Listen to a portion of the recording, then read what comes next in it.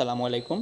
কেটসের withdraw already open হয়ে গেছে। চাইলে আপনারা এখনই বিটকেট এক্সচেঞ্জারে কেটস টোকেন উইথড্র দিতে পারেন।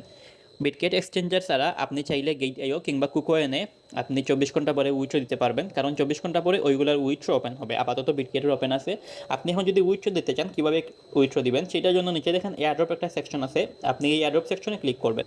ক্লিক করার পরে এইরকম অপশন আসবে আপনার সামনে। এখানে দেখেন এক্সচেঞ্জ এবং নন কাস্টোডিয়াল ওয়ালেট। আপনারা কেউই ওয়ালেটে উইথড্র দিবেন না, কারণ ওয়ালেটে যদি উইথড্র দেন, যেমন টনকিপার ওয়ালেট বা টেলিগ্রাম ওয়ালেট, তাহলে কি হবে, আপনার এই উইথড্র যাবে একটু লেটে, সাথে ওখান থেকে সেল করতে একটা ফি লাগে। তো সেই জন্য আপনারা এক্সচেঞ্জ উপরে সিলেক্ট করবেন। সিলেক্ট করার পরে কন্টিনিউ বাটনে ক্লিক করবেন।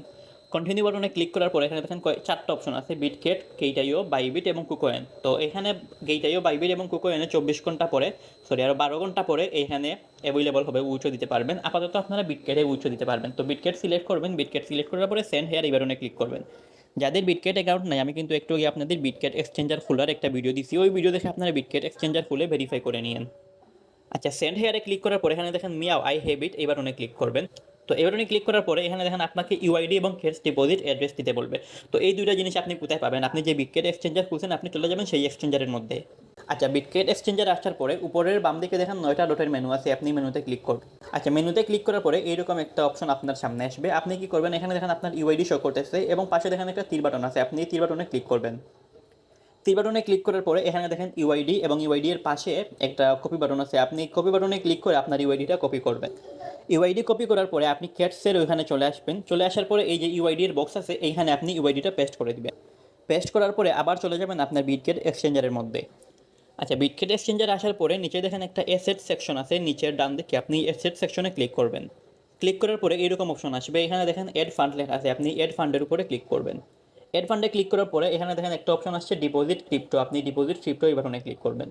তো এই বাটনে ক্লিক করার পরে উপরে একটা সার্চ বার আসবে, আপনি সার্চ বারের মধ্যে কেটস লিখে সার্চ করবেন। তাহলে দেখেন আমরা যে কেটস টোকেনে কাজ করছিলাম, এই কেটস টোকেন শো করতেছে, আপনি কেটস টোকেনের উপরে ক্লিক করবেন। তো ক্যাটসের উপরে ক্লিক করার পরে এখানে দেখেন কেটস এবং নেটওয়ার্ক টোন সিলেক্ট করা আছে, আপনি কি করবেন, নিচে দেখেন অ্যাড্রেস শো করতেছে, এইটাই হচ্ছে আমাদের অ্যাড্রেস। আপনি কপি বাটনে ক্লিক করে আপনি অ্যাড্রেসটা কপি করবেন। অ্যাড্রেস কপি করে আপনি চলে যাবেন আপনার কেটসের উইথড্রয়ের ওইখানে। কেটসের এখানে আসার পরে উপরের বক্সে তো ইউআইডি আগে বসাইবেন, তারপরে কেটস ডিপোজিট অ্যাড্রেস, এখানে হচ্ছে আপনি এই অ্যাড্রেসটা পেস্ট করে দিবেন। পেস্ট করে দেওয়ার পরে সেন্ড বাটনে ক্লিক করবেন।